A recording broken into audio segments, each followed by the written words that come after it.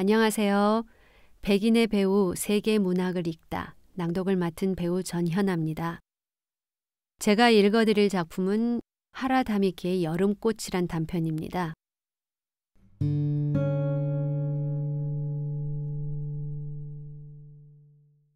나의 사랑하는 자여, 기원하나니 서둘러 달려라.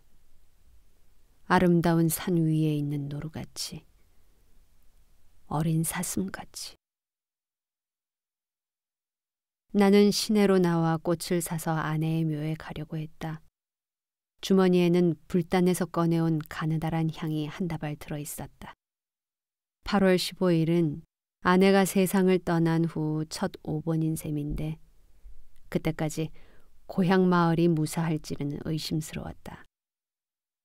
마침 전기가 공급되지 않는 날이었지만 아침부터 꽃을 들고 거리를 걷고 있는 남자는 나 이외에는 보이지 않았다.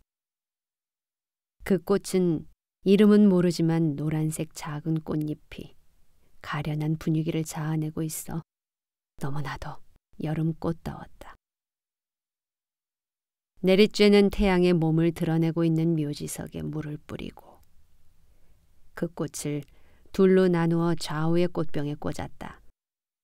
묘 정면 쪽이 상당히 깔끔해진 것 같은 기분이 들어 나는 한동안 꽃과 비석을 뚫어지게 바라보았다. 이 비석 아래는 아내뿐 아니라 부모님 유골도 안치되어 있다. 가지고 온 향의 성냥을 그어대고 묵례를 마친 후 나는 우물에서 물을 마셨다. 그리고 니기스 공원 쪽을 돌아 집으로 왔는데 그날도 그 다음 날도 내 주머니에는 향 냄새가 배어 있었다. 원자폭탄에 당한 것은 그 다음 날 일이었다. 나는 화장실에 있었기 때문에 목숨은 건졌다. 8월 6일 아침 잠자리에서 일어났다.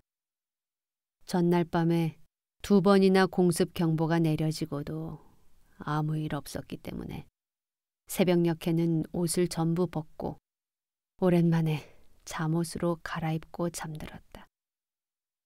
그래서 일어났을 때에도 팬티 한 장뿐이었다. 여동생은 내 모습을 보고는 늦잠 잤다는 둥 투덜거렸지만 나는 아무 말 않고 화장실로 들어갔다. 그러고 나서 몇 초 후였는지 확실치 않지만 갑자기 머리 위로 일격이 가해지고 눈앞으로 암흑이 미끄러져 떨어졌다. 나는 나도 모르게 악 하는 괴성을 지르고 머리에 손을 갖다 대며 일어섰다.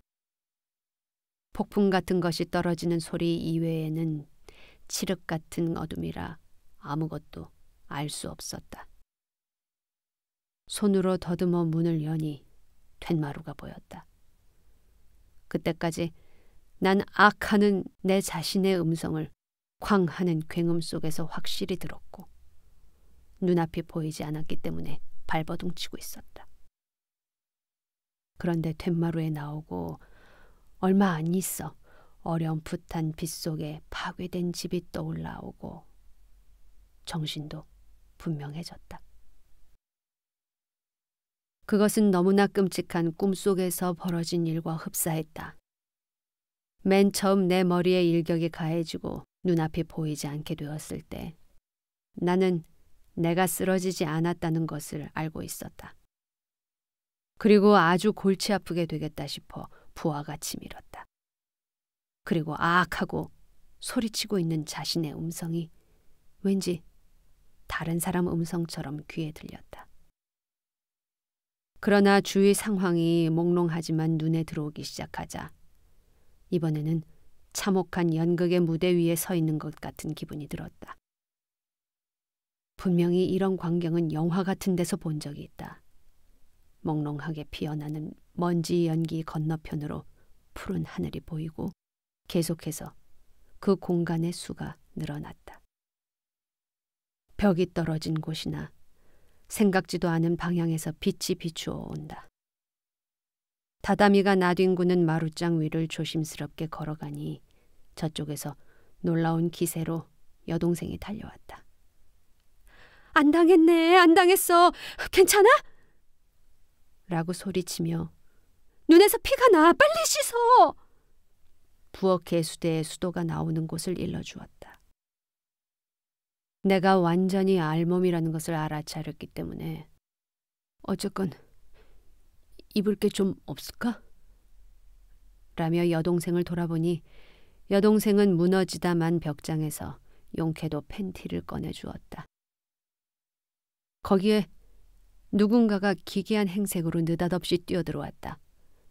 피투성이 얼굴에 딸랑 셔츠 한 장 입은 남자는 공장 사람이었는데 내 모습을 보자 자네는 무사해서 다행이군 이라고 얼른 내뱉곤 전화 걸어야 돼 라고 중얼거리며 바쁜 듯이 어디론가 사라졌다. 사방천지에 틈이 벌어지고 장지문, 벽장문도 다다미도 나뒹구는 집은 기둥과 문지방만 분명히 모습을 드러낸 채 한동안 기이한 침묵을 지키고 있었다. 이것이 이 집 최후의 모습인 것 같았다.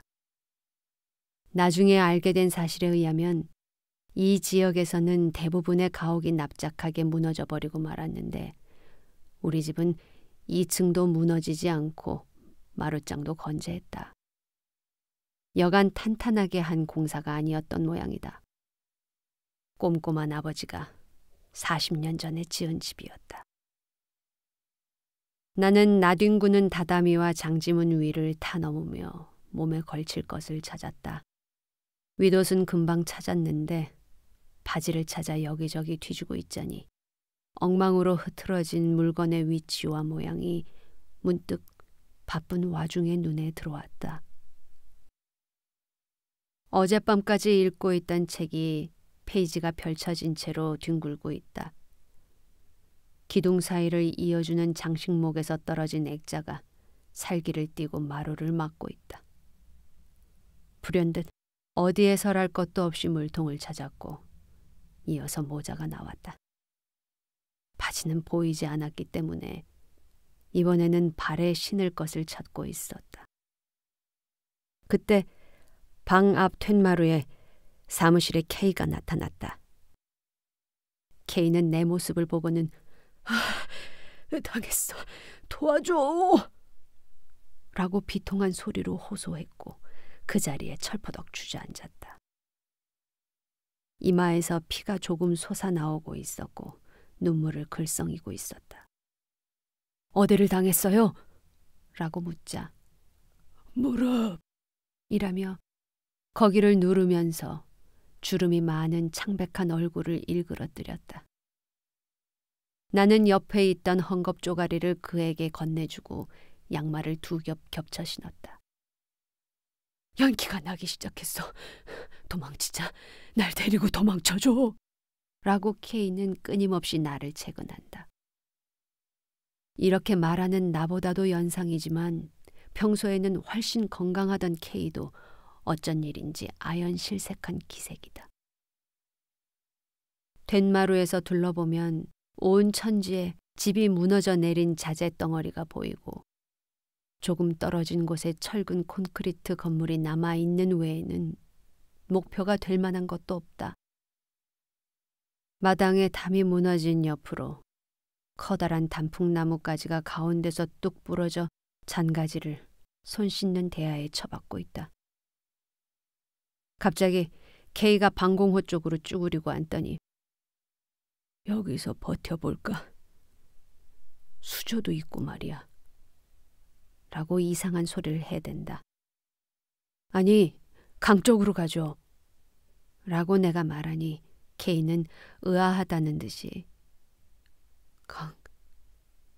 강은 어느 쪽으로 가면 나오더라? 라고 중얼거린다. 아무튼 도망친다고 하더라도 준비가 아직 되어 있질 않다. 나는 벽장에서 잠옷을 꺼내 그에게 건네주고 다시 툇마루에 등화관제 커튼을 찢었다. 방석도 주워들었다. 툇마루에 있는 다다미를 뒤집어 보니 어깨에 매는 피난용 전 가방이 나왔다. 나는 안심하고 그 가방을 어깨에 메었다. 옆에 있는 제약회사 창고에서 빨갛고 작은 불꽃 모양이 보이기 시작했다. 이제는 도망칠 시점인 것이다.